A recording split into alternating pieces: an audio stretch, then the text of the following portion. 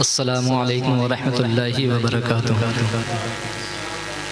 अल्हम्दुलिल्लाहि रब्बिल आलमीन वला आक़िबतु लिल मुत्तक़ीन वस्सलातु वस्सलामु अला सय्यिदिल मुरसलीन अम्मा बाद फ़अऊज़ु बिल्लाहि मिनश शैतानिर रजीम बिस्मिल्लाहिर रहमानिर रहीम। कैफ़ा काना आक़िबतुल मुजरिमीन सदक़ल्लाहुल अज़ीम व सदक़ रसूलुहुन नबियुल करीम व नहनु अला ज़ालिका लमिनश शाहिदीन व शाकिरीन वल्हम्दुलिल्लाहि रब्बिल आलमीन। या खुदा बहरे जनाबे मुस्तफ़ा इमदाद कुन या रसूलल्लाह अज़ बहरे खुदा इमदाद कुन। और तेरे टुकड़ों पे पले गैर की ठोकर पे न डाल, तेरे टुकड़ों पे पले गैर की ठोकर पे न डाल, झड़कियाँ खाए कहाँ छोड़ के सदका तेरा। आला हजरत इरशाद फरमाते हैं कि चमक तुझसे पाते हैं सब पाने वाले, चमक तुझसे पाते हैं सब पाने वाले, मेरा दिल भी चमका दे चमकाने वाले। और बरसता नहीं देख कर अब्रे रहमत, बदों पर भी बरसा दे बरसाने वाले। और दूसरी जगह इरशाद फरमाते हैं कि दिन लहव में खोना तुझे, लहव कहते हैं खेल कूद को, दिन लहव में खोना तुझे, शब सुबह तक सोना तुझे, शर्मे नबी खौफे खुदा ये भी नहीं वो भी नहीं। और रिज़्क़े खुदा खाया किया फरमाने हक टाला किया, रिज़्क़े खुदा खाया किया फरमाने हक टाला किया, शुक्रे खुदा तरसे सजा ये भी नहीं वो भी नहीं। आइए सबसे पहले दुरूद पाक का नजराना पेश करें। पढ़िए बावाज़ बुलंद अल्लाहु रब्बु मुहम्मदिन सल्लल्लाहु अलैहि वसल्लम नहनु बादु मुहम्मदिन सल्लल्लाहु अलैहि वसल्लम सलातु व सलाम अलैका या रसूलल्लाह सल्लल्लाहु तआला अलैहि वसल्लम। आज आप दुनिया का जायजा ले, तब आपको पता चलेगा कि दुनिया का एक उसूल है, दुनिया का एक कानून है, दुनिया का एक रिवाज है कि दुनिया के अंदर जो इंसान ज्यादा मुअज़्ज़ज़ होता है उस इंसान को हर मामले में मुकद्दम रखा जाता है। मिसाल के तौर पर अगर इस स्टेज पर चंद लोग बैठे हों और इसमें जो ज्यादा मुअज़्ज़ज़ हो और यहाँ कोई चीज तकसीम की जाए तो सबसे पहले उसे दी जाएगी जो मर्तबे के एतबार से सबसे बुलंद, और सबसे उसके बाद में उसे दी जाएगी जो उससे मर्तबे के एतबार से कम में होगा। ये दुनिया का कानून है। लेकिन हैरत की बात तो ये है कि दुनिया और आखिरत में अल्लाह रब्बुल इज्जत के नजदीक सबसे पसंदीदा जो जात है वो हुजूर अकरम अलैहिस्सलातु व तस्लीम की जात है। इसीलिए तो जब नबूवत और रिसालत तकसीम करने की बात आई तो परवरदिगार ने सबसे पहले इसी नबी को नबूवत अता फरमाई। हजरत जाबिर रज़ियल्लाहु ताला अन्हु की हदीस है, फरमाते हैं अल्लाह के रसूल सल्लल्लाहु ताला अलैहि वसल्लम ने इरशाद फरमाया कुन्तु नबिय्युं व आदमु बैनल माई वत्तीन। मैं उस वक्त भी नबी था जबकि हजरत आदम अलैहिस्सलातु व तस्लीम मिट्टी और पानी के मंजिलों को तय कर रहे थे। जरा गौर करें, इस वजह से अल्लाह रब्बुल इज्जत ने सबसे पहले नबूवत अता की कि सबसे ज्यादा पसंदीदा है। लेकिन हैरत की बात यह है कि जब सबसे ज्यादा पसंदीदा है और दुनिया का कानून ये कहता है कि जो ज्यादा पसंदीदा हो उसे हर मामले में मुकद्दम रखा जाए, तो जब दुनिया पर भेजने का सवाल आया तो हजरत आदम को पहले क्यों भेजा, हजरत शीश को पहले क्यों भेजा, हजरत नूह को पहले क्यों भेजा, अंबिया इकराम को पहले क्यों भेजा, हजरत हुजूर अलैहिस्सलातु व तस्लीम को सबसे आखिर में क्यों भेजा। होना तो ये चाहिए था कि हुजूर को सबसे पहले भेजते, आदम को बाद में भेजते, सुलेमान को बाद में भेजता परवरदिगार। लेकिन ऐसा क्यों किया? तो उसके हर काम में एक कुछ ना कुछ हिकमतें हैं, और इतनी हिकमतें हैं कि हमारे समझ में भी नहीं आ सकती। उसकी एक हिकमत तो ये है कि जिस तरीके से हुजूर अलैहिस्सलातु व तस्लीम तमाम अंबिया इकराम में पसंदीदा हैं, सबसे ज्यादा मुहिब हैं, तो उसी तरीके से आपकी उम्मत भी सबसे ज्यादा पसंदीदा है। हुजूर अलैहिस्सलातु व तस्लीम इतने पसंदीदा है कि अल्लाह अकबर, क़यामत के मैदान में जब तमाम लोग, तमाम दुनिया वाले जब हजरत आदम की बारगाह में जाएंगे, हजरत आदम कहेंगे नफसी नफसी, यानी उन्हें अपनी जान की पड़ी होगी, वो किसी की शफाअत उस वक्त नहीं करेंगे। अल्लाह अकबर, वो हजरत नूह का पता देंगे, वो किसी और का पता देंगे। हाँ, कोई नबी किसी की शफाअत करने वाला ना होगा उस वक्त। अल्लाह अकबर, यहाँ तक के तमाम लोग हुजूर अलैहिस्सलातु व तस्लीम की बारगाह में हाजिर होंगे।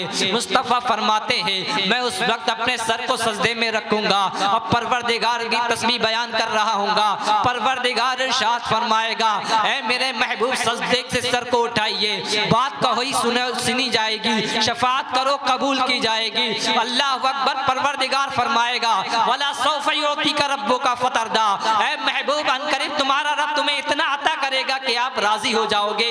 हुजूर फरमाते हैं मैं उस वक्त तक राजी नहीं होऊंगा जब तक कि मैं अपनी उम्मतियों को बख्शवा ना लूं। जरा गौर करें हुजूर कितने महबूब हैं। तो इतने महबूब हुजूर, उसके बावजूद दुनिया पर भेजा तो सबसे आखिर में क्यों? तो उसकी वजह यह है कि जिस तरीके से हुजूर अलैहिस्सलातु व तस्लीम सबसे ज्यादा पसंदीदा है, उसी तरीके से आपकी उम्मत भी सबसे ज्यादा पसंदीदा है। तो जितनी उम्मतें गुजर गईं, जितने रसूलाने इज़्ज़ाम गुजर गए, जितने अंबिया ने इकराम गुजर गए, उनकी उम्मतें भी गुजर गईं। उनकी उम्मतों पर अल्लाह रब्बुल इज़्ज़त ने जो इनामात किए वो तमाम की दास्तान आज हमारे सामने मौजूद है। और उन उम्मतों ने अल्लाह अकबर जो गुनाह किए, उन गुनाह की वजह से परवरदिगार जो उनसे नाराज हुआ और नाराज होने की वजह से जो उन पर अजाब को मुसल्लत किया, उस तमाम की दास्तान आज हमारे सामने मौजूद है। अल्लाह अकबर, आप तारीख उठा करके देखें, आप कुरान पाक खोल करके देखें, तब आपको पता चलेगा किसी कौम पर परवरदिगार ने नाराज होकर के किसी को बंदर की सूरत में तब्दील कर दिया, किसी को खिंजीर की सूरत में तब्दील कर दिया, किसी को अल्लाह अकबर पत्थर बरसा करके हलाक कर दिया, किसी को तूफान में डुबा करके हलाक कर दिया।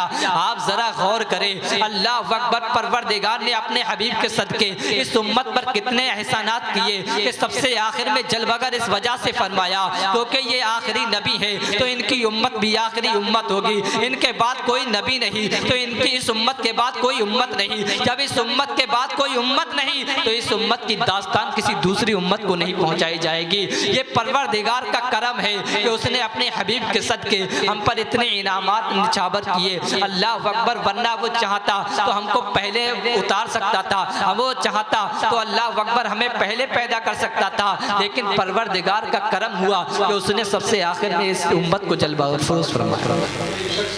अल्लाह अकबर, जरा गौर करें। लेकिन उसके बावजूद आज हमारा हाल क्या है? अगर हम दुनिया का जायजा लें तो कुरान पाक में तो परवरदिगार ने इरशाद फरमा दिया, यानी जब उम्मत साबिका का जिक्र फरमाया, जब बनी इसराइल का जिक्र फरमाया, तो आगे इरशाद फरमाया फातबिरू या उलुल अब्सार, ऐ आंख वालों नसीहतें हासिल करो, ऐ अक्लमंदो इबरत हासिल करो उनके वाक़यात से।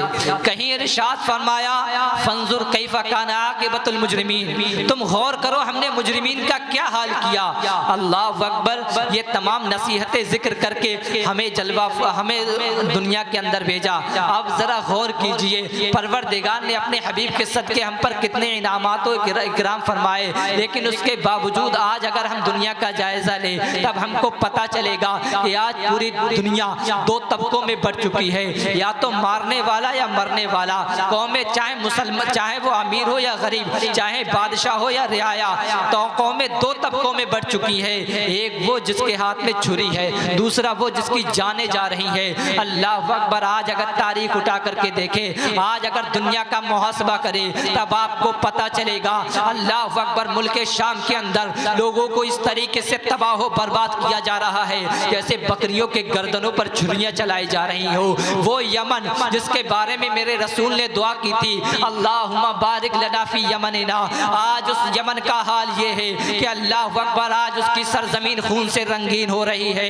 वो बगदाद मोहल्ला जिसको सदियों से उरुसुल बिलाद कहा जाता था, आज उसका हाल ये है कि अल्लाह अकबर, आज उसकी वहाँ बेटियों की इज्जतों को सरे बाजार नीलाम किया जा रहा है। मैं तुमसे पूछना चाहता हूँ, ए उम्मत मुस्लिमा, ये मुसीबत के बादल हम पर क्यों मंडला रहे हैं? ये नहुसतों के बादल हमारे सरों पर क्यों मंडला रहे हैं? इसकी वजह यही है, परवरदिगार ने तो इरशाद फरमाया था, फातबिरु या उलुल अब्सार, ऐ आँख वालों नसीहतें हासिल करो। लेकिन अल्लाह अकबर, हमने उन नसीहतों को पीठ के पीछे डाल दिया। कुरान में तो परवरदिगार ने इरशाद फरमाया था कि ऐ लोगों इबरतें हासिल करो, हमने इबरत हासिल करना छोड़ दिया। अल्लाह अकबर, अब जरा गौर कीजिए कि परवरदिगार ने इस उम्मत को जलवा अफरोज फरमाया, अपने हबीब को जलवा अफरोज फरमाया और इस उम्मत को सबसे आखिर में भेजा। इस उम्मत के बाद किसी की उम्मत नहीं।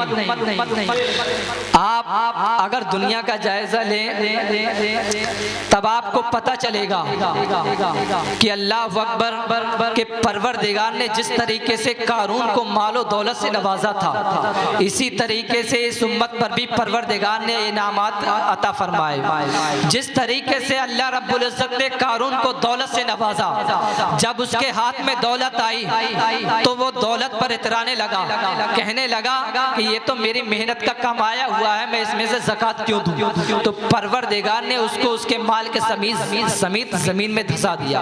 हुजूर फरमाते हैं आज तक वो जमीन में धंस रहा है और हमारा अकीदा यह है कि वो आज तक धंस रहा है।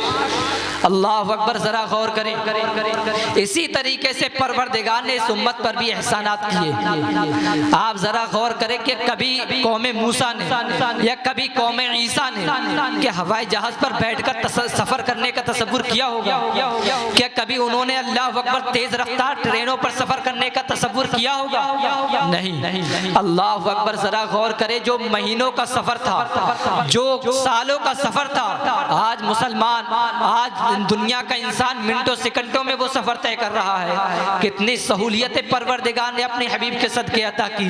लेकिन ऐ उम्मत मुस्लिमा, मैं तुमसे कहना चाहता हूँ कि परवरदिगार तो देता गया, हम उसके अहकाम को पीठ के पीछे डालते गए। वो परवरदिगार देता गया, हम उसके कानून को तोड़ते गए। वो परवरदिगार हमें एहसानात करता गया, हमें चाहिए था कि हम उसका शुक्र अदा करते, लेकिन उसके बावजूद हमने जिना के अड्डों को आबाद किया, हमने शराब के अड्डों को आबाद किया, हमने जुआ के अड्डों को आबाद किया। अल्लाह अकबर, मैं तुमसे पूछना चाहता हूँ, क्या हमें सुरखाब के पर लगे हुए हैं कि कौमें दूसरी कौमों को उनके गुनाह के सबब से परवरदिगार हलाक कर दे और हमें यूं ही छोड़ दे?